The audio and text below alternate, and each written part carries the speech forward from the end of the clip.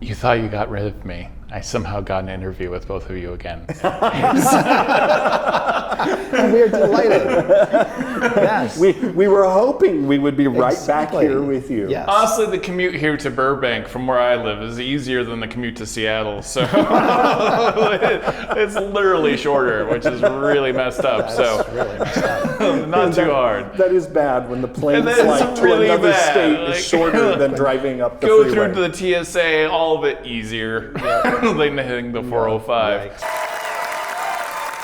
This is a big deal. You are at Darrington Press. This was a shock. Like this, there were news articles and videos and all kinds of coverage about this. Like, what made Darrington Press a good fit for both of you?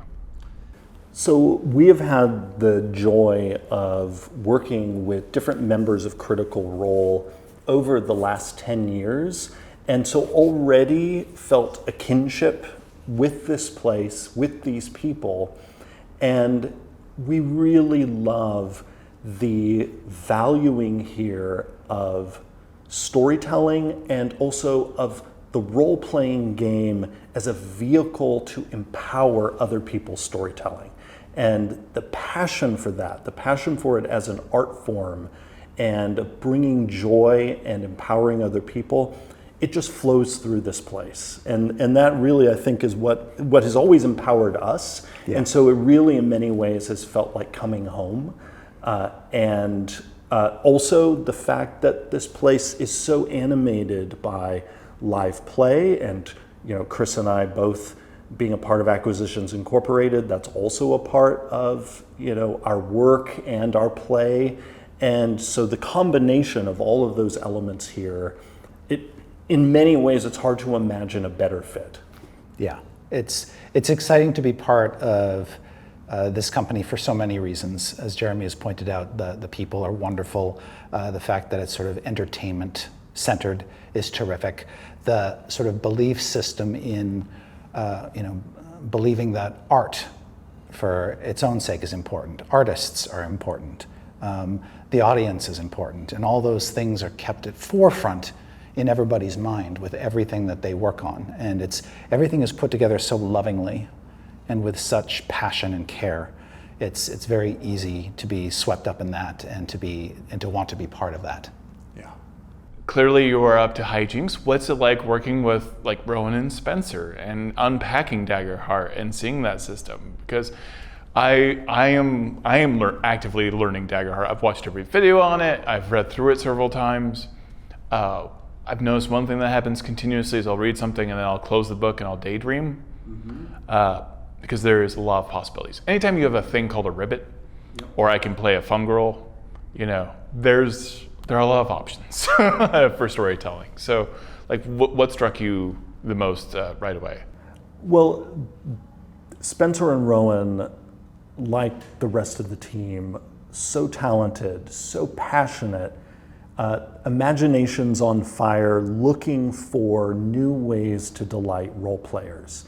And I think we have felt a kinship with them immediately upon joining the team.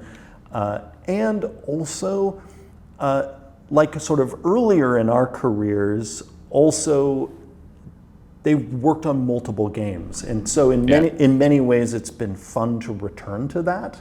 Because on one hand, it was an honor to get to work on and shepherd D&D for so many years.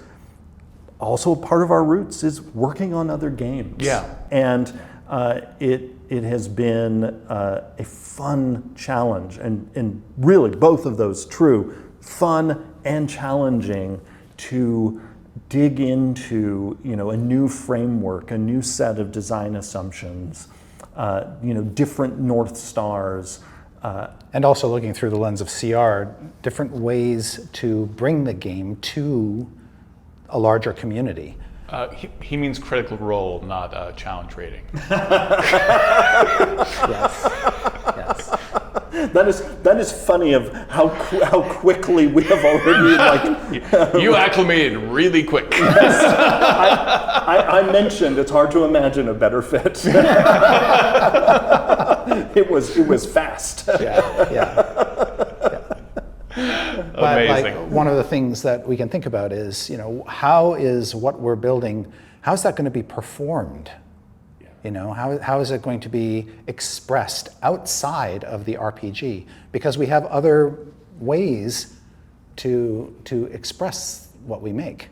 What you're making right now, whether it's a campaign setting, campaign frame, or mechanics, that can influence an animated series, that Right. can interview a live action film, possibly, or a Yes. video game. Exactly. And now you're in the center of that. And you always were, but there's this legacy of D&D again that can, and I love D&D. I've been playing it since I was 8. I will never stop loving D&D. But its own identity could be a very big constraint in my own imagination sometimes. It sometimes unlocked it, and sometimes I'm like, well, that's not the identity of D&D. I cannot play this type of creature or this type of person, or the mechanics aren't there necessarily. But there's a lot of freedom here. It still has a lot of identity, though, and feels very modern fantasy. Yeah, it absolutely does. It also, though, and it wears this on its sleeve, because I love how the Daggerheart core book talks about its influences, and one of its influences is 5th edition. Of course it is. And so there's a lot of shared DNA. Why else were you stolen? Why were you acquired? Why were you thrown in a knapsack and taken away from me? But in many ways, I view any game as having design constraints, and I think that is an important part of keeping the design crisp, focused. And so rather than me sort of imagining that, the 50-year-old game that we worked on for so long having a bunch of constraints and this newer game having fewer, the way I view it is they each have constraints, and it's just a different type. Yeah, absolutely. Because to be true to any game we work on, we always need to look at, okay, where are the boundaries?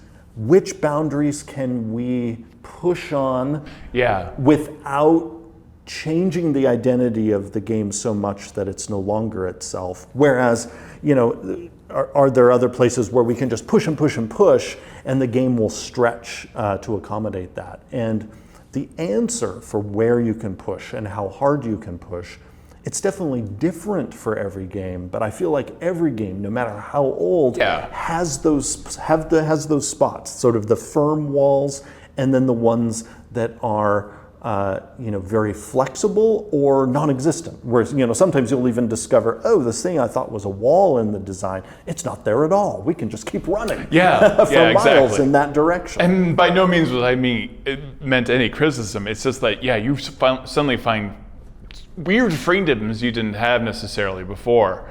That's got to be kind of alarming and exciting. You know? Yeah. And one of the I think similarities that Critical Role and Darrington Press have to the D&D team that we worked on is there's a scrappiness, and that scrappiness requires you to be inventive and clever. Yeah. And it keeps you on your toes, and it can lead to interesting design and interesting solutions. And I think that I find that very energizing as well. Yeah, where we. There might be something we want to design, and there's no pre-existing solution to this, and so we need to solve it while inside a car that we are driving and building at the same time. Yeah, that's really exciting, though. Yeah, it is. It is super exciting. A huge thank you to Chris Perkins and Jeremey Crawford. It was really fantastic to sit down with my friends again and continue to do interviews, and we have a whole lot more interview content with both of them, with the Darrington Press team, with Critical Role, and a bunch of other content coming soon. I just was thrilled to get to hang out with my friends again, so that was it was a very special moment. If you want to continue to support videos like this, subscribe, hit the bell notification, comment. I also have a Patreon, which makes these videos possible. Using that Patreon, I'm able to fly down to LA and conduct interviews, go to conventions, and afford the gear required to make interview content like this. So if you want to support more video content like that, fantastic. Thank you for your support. I hope you have a great day, and thank you so much for watching.